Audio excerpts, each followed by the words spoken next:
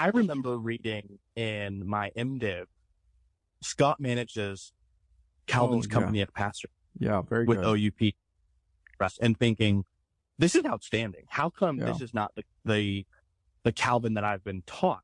It was the first time I rethink, maybe I don't know Calvin at all. And that book paired with your book would be exceptional readings. You treat the Company of Pastors quite a few times throughout the couple of chapters, which I think is an important part of Calvin's ministry. So here's the two-part question. One, maybe help us walk through and understand the Calvin's Company of Pastors. Feel free to be as long or short there as you want to. And then a really practical way to end this episode, which is simply this. What are we missing if we miss Calvin? Or maybe a better way to ask it is, how could regular church pastors, regular church members really benefit, have their soul stirred by taking a deep dive into this reformer known as John Calvin? Goodness. Well, you're exactly right. Scott's book is another outstanding resource. And since he endorsed my book, I felt like I needed to interact with it, right? No, that wasn't the reason. Of course, like you, Ronnie, I had read Scott's book before, and what a gem. And I engaged with some of his insights, though. I mean, really, if you read my book and you see Scott in the footnotes, you really need to go read his book to get the full picture. But to your point, and, to Scott's credit, he brings out another side of the Reformation that I don't think we're used to seeing, but we really should, and that is the pastoral side. How does Calvin, for example, implement reform or his understanding of Catholicity? How does he actually implement that in the training of pastors, the discipline and discipleship of the church?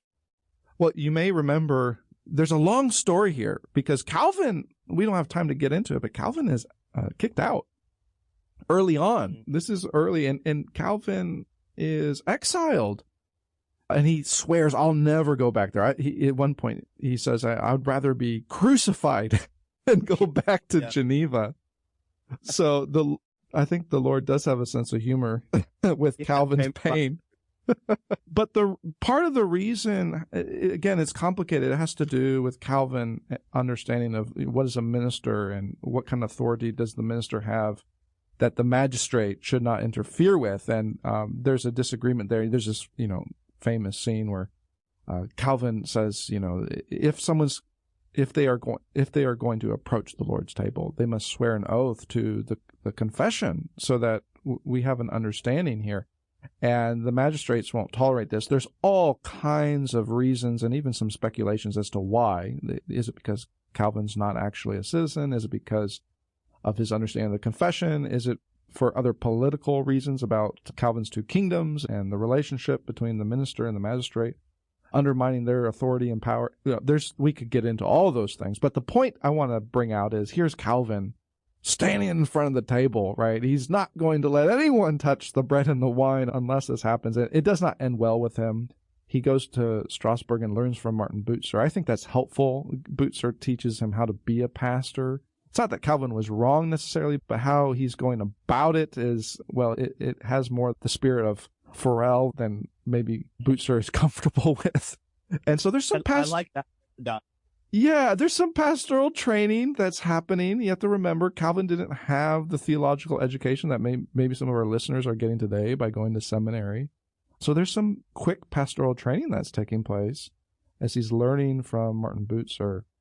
But when he comes back, long story short, when he comes back, there are changes that Calvin says, these changes have to at least start. Otherwise, I'm not coming back. And when he comes back, there's several things that are implemented, several institutional markers, we could call them. And one is the consistory. Now, I know that even that word, people think, oh, goodness, here we go. Here's the dark side of Calvin.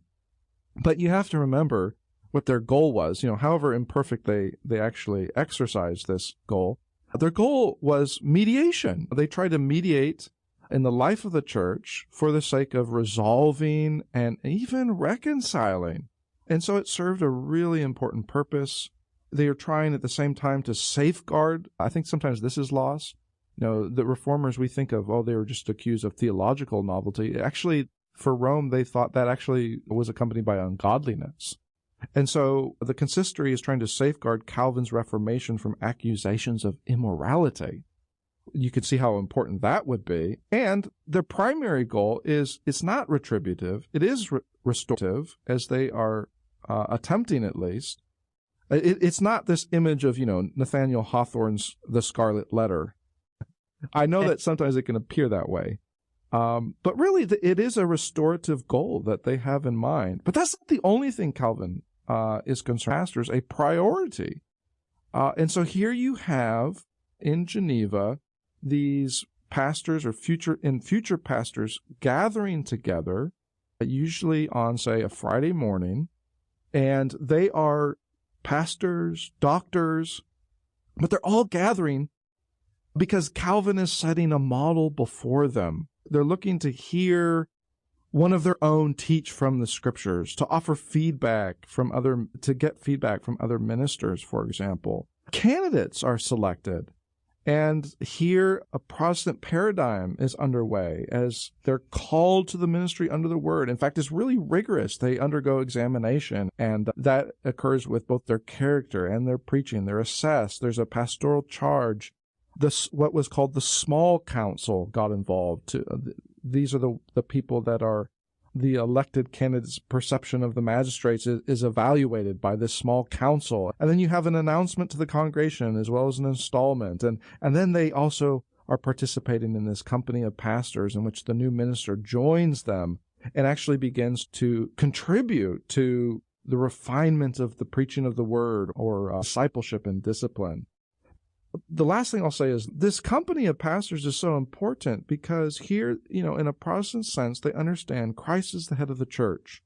But he governs this church by means, and he governs the church by means of his word and by means of his ministers. And so if we don't take this seriously, if we invert this hierarchy as they thought Rome had, then we end up being self-centered rather than Christ-centered. And so if you had to put it in a word, I would say a Christ-centeredness is really at the core of Calvin's Catholicity and what he thinks that means for ministry in Geneva. You see this in the 1530s, the 1540s with his editions of the Institutes, but you also see it practically as truly a source for the minister's validation.